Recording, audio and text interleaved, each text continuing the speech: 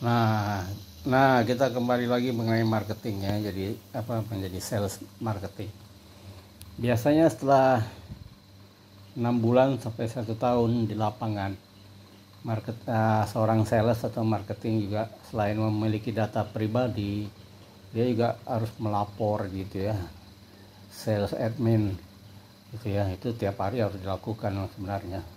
Jadi para sales juga harus mengerti sales admin ya, bagaimana administrasi para sales itu ya, karena kan sales nggak sendirian atau nggak hanya di satu kota gitu ya, jadi harus ada yang mengadministrasikan gitu ya. Katakan di Jakarta ada 200 salesnya, jadi masing-masing kan berbeda karena terkait dengan hasil penjualan, target, dan bonus gitu ya. Nah itu yang menjadi penting bagi sales admin, dan juga akhirnya nanti menjadikan pendapatan bagi perusahaannya.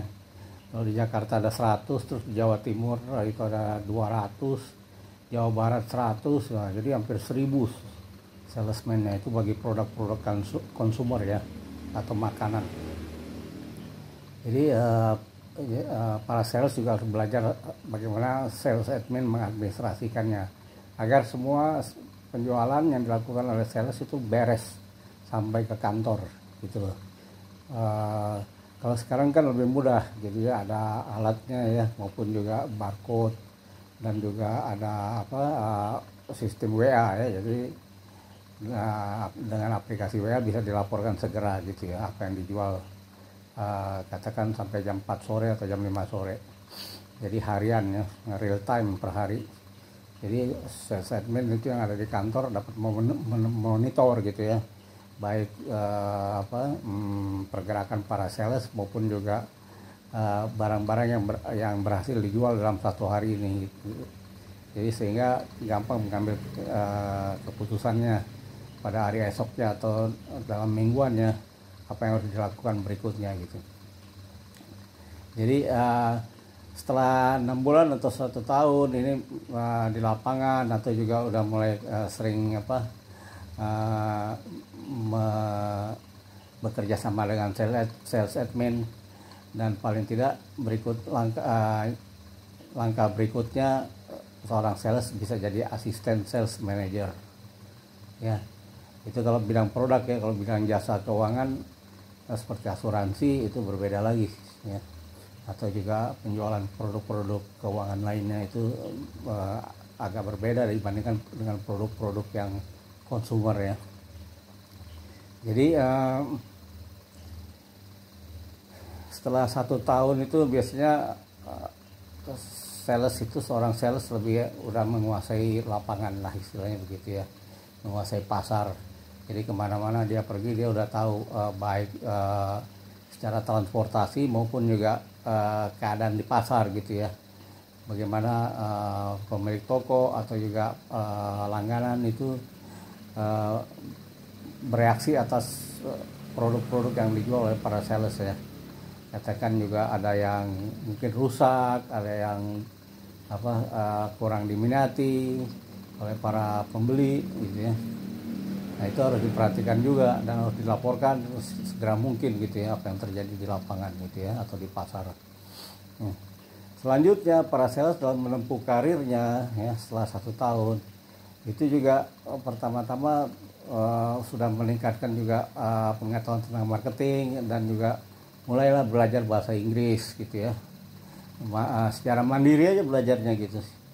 Jadi kan sales itu biasanya sales itu nggak akan bertahan lama juga di sebuah kantor gitu ya. Jadi dia akan setelah 1 tahun itu dengan sulitnya dia dengan penuh keringat hari-hari ya, dia pasti melirik kesempatan yang lebih baik di kantor lain gitu ya.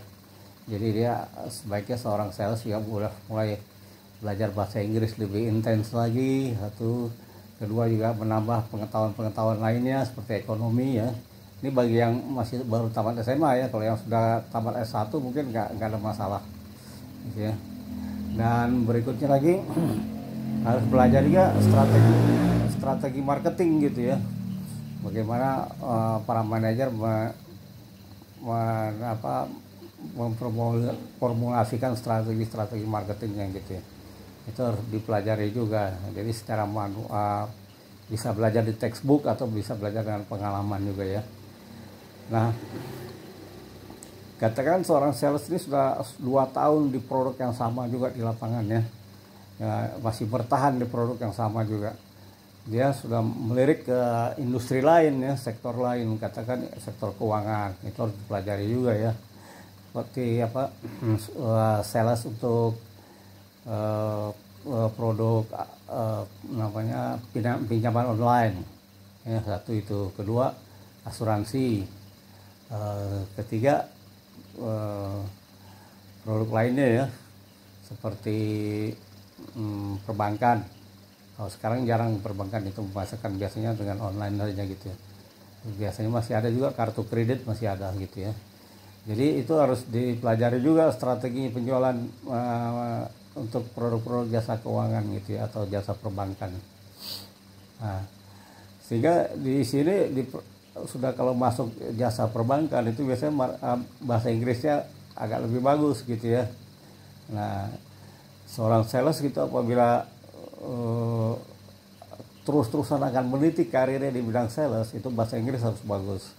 Kedua, mulai belajar juga itu atau kuliah gitu ya, kuliah online atau kuliah yang waktunya fleksibel gitu. Nah, itu bisa banyak universitas di Jakarta atau Jabodetabek itu yang memperkenalkan kuliah dengan waktu yang fleksibel bagi yang pekerja gitu ya, sehingga mempunyai karir ke depan dengan basic pendidikan S1 gitu ya, bagi yang saat ini masih meniti karir di bidang sales tapi pendidikannya SMA atau SMK ya. Nah, karir kedepannya kan pasti seorang sales mengincar juga jabatan asisten manajer atau bahkan manajer gitu ya. Nah, itu perlu peningkatan skill yang menghadiri seminar-seminar gitu ya, atau juga program-program jangka pendek untuk sales, kursus-kursus gitu ya. Jadi paling nggak menambah pengetahuannya gitu. Baik, itu ya, gitu aja ya untuk yang kedua ini, episode kedua ya.